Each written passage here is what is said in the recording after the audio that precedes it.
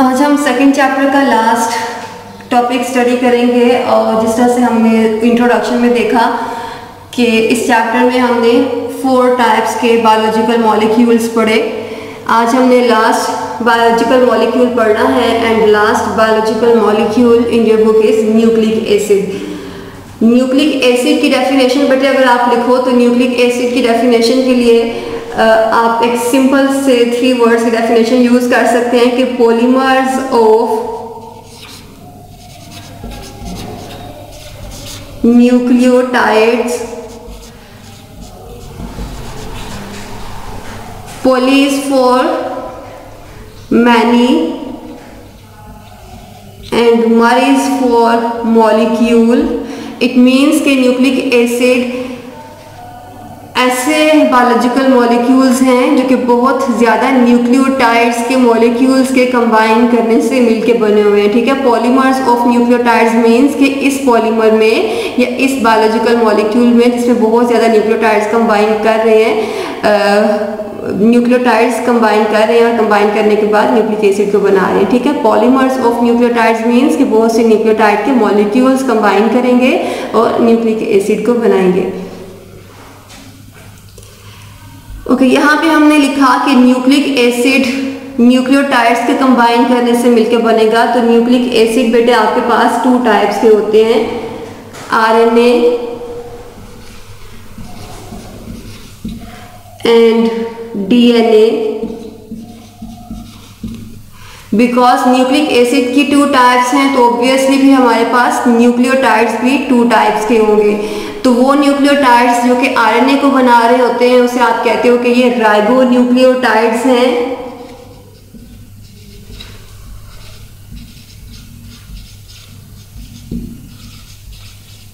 While वो nucleotides जो DNA को बना रहे होंगे उन्हें आप बोलोगे ये डीऑक्सी राइबो न्यूक्लियोटाइड्स हैं।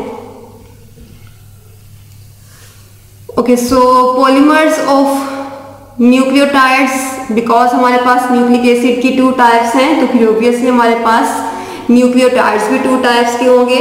तो अगर आप आरएनए को डिफाइन करोगे तो फिर किस तरह से करोगे, polymers of ribo nucleotides. And अगर डीएनए को डिफाइन करोगे तो डीऑक्सी राइबो न्यूक्लियोटाइड्स के पॉलीमर्स या polymers of deoxy ribo nucleotides. Okay, nucleic acid के डेफिनेशन के बाद अगर हम इस न्यूक्लियोटाइड की कंपोजिशन की बात करें तो आरएनए और डीएनए दोनों के अंदर जो न्यूक्लियोटाइड है 3 बेसिक इसके कंपोनेंट्स होते हैं। First is phosphoric acid. Phosphoric acid RNA के न्यूक्लियोटाइड्स के अंदर भी है और डीएनए के न्यूक्लियोटाइड्स के अंदर भी है। Second one is pentose sugar.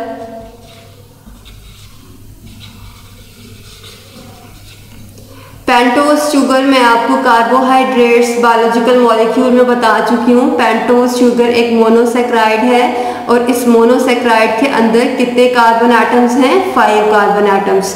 ठीक है, एक ही मोनोसेक्राइड है, इट मीन्स कि एक ही मॉलिक्यूल है लेकिन इसके अंदर 5 कार्बन एटम्स कंबाइन करके इस शुगर को बना रहे हैं। तो आरएनए और डीएनए दोनों के अंदर ही पेंटोज शुगर है लेकिन दोनों की जो शुगर है वो वेरी करती है। पेंटोज शुगर एंड अगर हम बात कर रहे हैं डीएनए की तो कौन सी इसके अंदर होगी, डीऑक्सीराइबोज एंड राइबोज।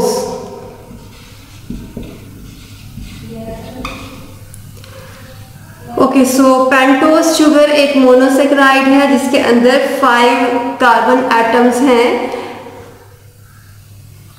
और डीएनए और आरएनए में दोनों के अंदर जो पेंटोज शुगर है ये दोनों के नेम्स मैंने यहाँ पे लिख दिए। Okay, so deoxyribose and ribose दोनों में डिफरेंस क्या है, यहाँ पे इसका स्ट्रक्चर ड्रॉ कर लेते हैं।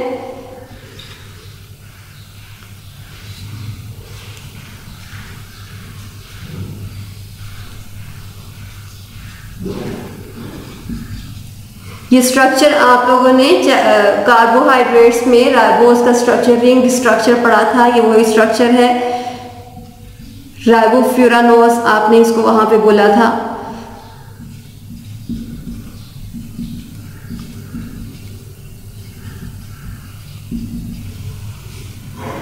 ओके, ये एक राइबोस का स्ट्रक्चर हमने ड्रॉ कर लिया, लेकिन हमने बोला कि फॉस्फोरिक एसिड डीएनए और आरएनए दोनों के न्यूक्लियोटाइड्स के अंदर है। पेंटोज शुगर जो है डीएनए और आरएनए दोनों के अंदर है, लेकिन जो डीएनए की पेंटोज शुगर है उसे आप डीऑक्सीराइबोस कहते हो, और जो आपकी आरएनए की पेंटोज शुगर है उसे आप राइबोस कहते हो। अगर ये दोनों ही पेंटोज शुगर्स हैं और दोनों ही एंड पे राइबोस आ रहा है तो इसके स्टार्टिंग पे हमने डीऑक्सी क्यों लिख दिया? ये मैंने राइबोस का स्ट्रक्चर ड्रॉ कर दिया है। ओके बेटे, डीएनए की जो पेंटोज शुगर है, डीएनए की पेंटोज शुगर के सेकंड कार्बन पे, ये आपका फर्स्ट कार्बन है, ये second, third, fourth and fifth. Okay, जो सेकंड कार्बन है, सेकंड कार्बन की ऑक्सीजन रिमूव हुई होती है। ठीक है, सेकंड कार्बन की ऑक्सीजन यहाँ से अगर आप रिमूव करवा देंगे तो ये कौन सी पेंटोज शुगर बन जाएगी? डीऑक्सीराइबोस। और अगर ये ऑक्सीजन सेकंड पोजीशन पे प्रेजेंट होगी तो इसे आप बोलोगे कि ये राइबोस है, और राइबोस आरएनए के अंदर है और डीऑक्सीराइबोस डीएनए के अंदर है। सो दोनों में फिर डिफरेंस क्या होगा कि जस्ट आपने यही स्ट्रक्चर ड्रॉ करना है। अगर सेकंड पोजीशन से ऑक्सीजन रिमूव करवा दिया तो ये डीऑक्सीराइबोस हो जाएगा, और अगर आपने ऑक्सीजन प्रेजेंट है तो ये राइबोस है। राइबोस आरएनए में एंड डीऑक्सीराइबोस डीएनए में है। ओके, ये हम न्यूक्लियोटाइड की कंपोजिशन पढ़ रहे हैं।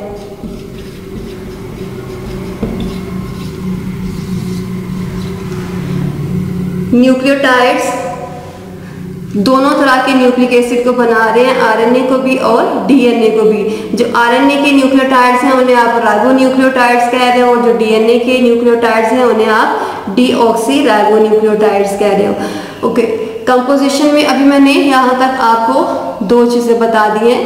तो थर्ड कंपोजिशन में जो चीज़ आप स्टडी करेंगे वो है nitrogenous bases.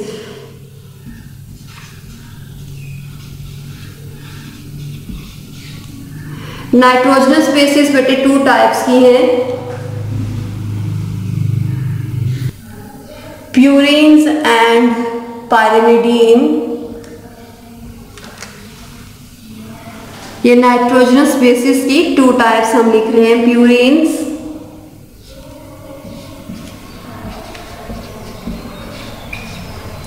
And pyrimidine.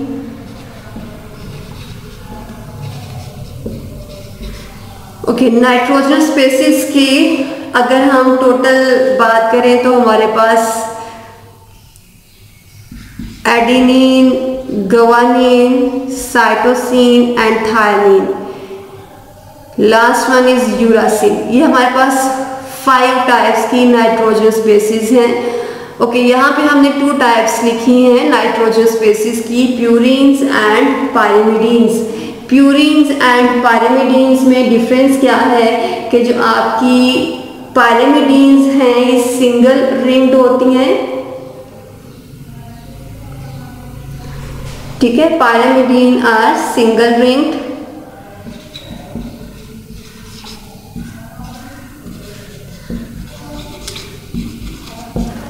while purines are double ringed structure.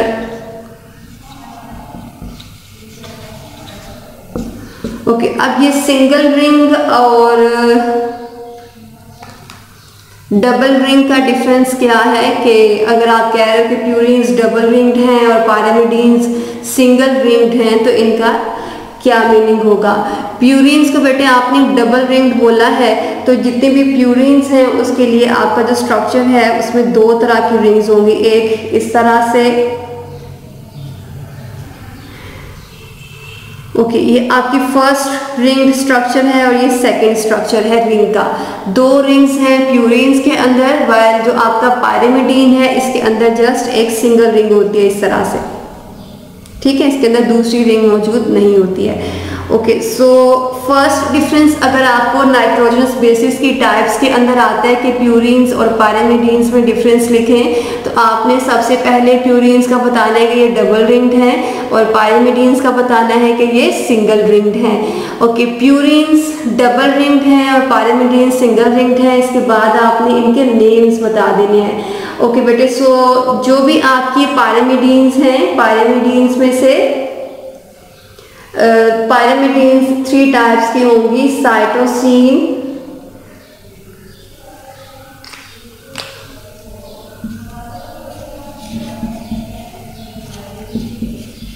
Cytosine को आप सी से रिप्रेजेंट करोगे, थायमीन, थायमीन को आप टी से रिप्रेजेंट करेंगे,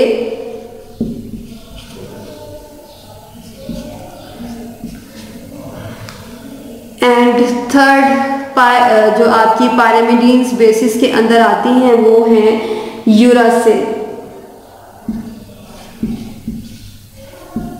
यूरासिल के लिए आप एक अल्फाबेट यूज करते हैं और वो है यू। ओके, सो पायरिमिडीन्स में 3 आपकी नाइट्रोजनस बेसिस आ गई, साइटोसिन जिसे आपने सी से लिखा, थायमीन जिसे आप टी से रिप्रेजेंट कर सकते हो, एंड यूरासिल जिसे आप यू से लिखते हैं। ओके, प्यूरिन्स के अंदर जस्ट 2 ही नाइट्रोजनस बेसिस हैं। First one is guanine, guanine को आप जी से रिप्रेजेंट करोगे, and second one is adenine, और एडेनिन को आप ए से रिप्रेजेंट करेंगे। ओके, सो ये न्यूक्लियोटाइड की कंपोजिशन हम पढ़ रहे थे। हमने बोला कि जो न्यूक्लिक एसिड हैं, न्यूक्लिक एसिड 2 टाइप्स के आपने पढ़ा, डीएनए एंड आरएनए। दोनों जो आपके न्यूक्लिक एसिड्स हैं, चाहे वो डीएनए है चाहे वो आरएनए है, वो न्यूक्लियोटाइड्स के बने हुए हैं। तो न्यूक्लियोटाइड्स की कंपोजिशन यहाँ पे हमने पढ़ी, 3 मॉलिक्यूल्स मिलके आपके न्यूक्लियोटाइड्स को बनाएंगे। फर्स्ट फॉस्फोरिक एसिड, चाहे डीएनए का न्यूक्लिक एसिड है चाहे आरएनए का है, उसके अंदर फॉस्फोरिक एसिड प्रेजेंट होगा। सेकंड जो कि न्यूक्लियोटाइड की कंपोजिशन में कंपोनेंट है वो है पेंटोज शुगर। पेंटोज शुगर दोनों न्यूक्लिक एसिड्स के अंदर वेरी करती हैं। अगर डीएनए का है तो उसमें डीऑक्सीराइबोज है, अगर आरएनए का है तो उसमें राइबोज है।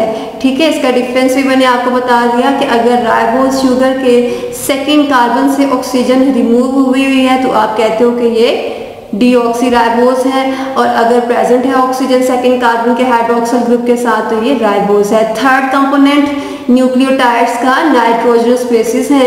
नाइट्रोजनस बेसिस 2 टाइप्स की मैंने आपको बताई, purines and pyrimidines. Purines double ring structure है, बड़ा स्ट्रक्चर है, वाइल जो पायरिमिडीन्स है इसमें जस्ट सिंगल ही रिंग होती है और ये छोटा स्ट्रक्चर है।